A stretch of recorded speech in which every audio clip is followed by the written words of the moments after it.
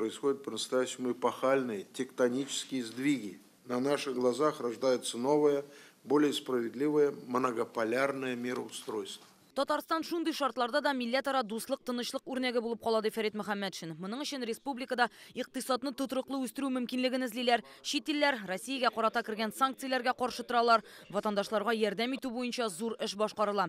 Бер эшлекле сәфәрдә алар белән очрашулардан башка узмый. Ватандашлар белән хезмәттәшлек буенча шактый зур эшне Татарстан Республика рәисе Рустам Нургали улы Миниханов та алып бара.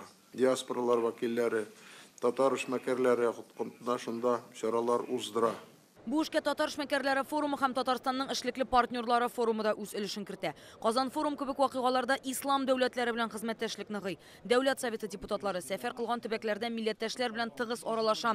Быелга куелган бурычлар мәгарифкә дә, мәдәнияткә дә, сәнгатькә дә кагыла. Второй по численности коренной народ. Татарлар илдә сан ягыннан икенче урында. Милләттәшләребез дөньяның 60 илендә яши.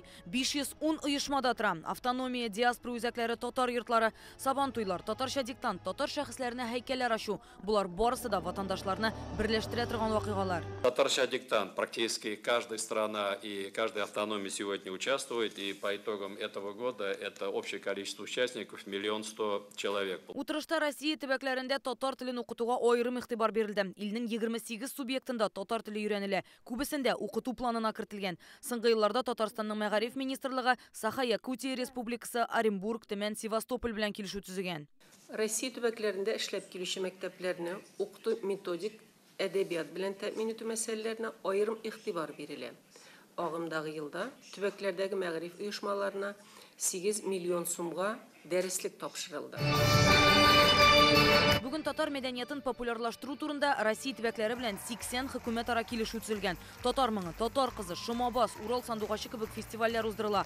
Шул рәвешле игътибар яшьләргә бирелә. Быел Татарстан Республикасы мәдәният көннәре Мәскәү шәһәрендә, Беларусь Республикасында һәм Төркмәнстанда, Чечня Республикасында оештырылды.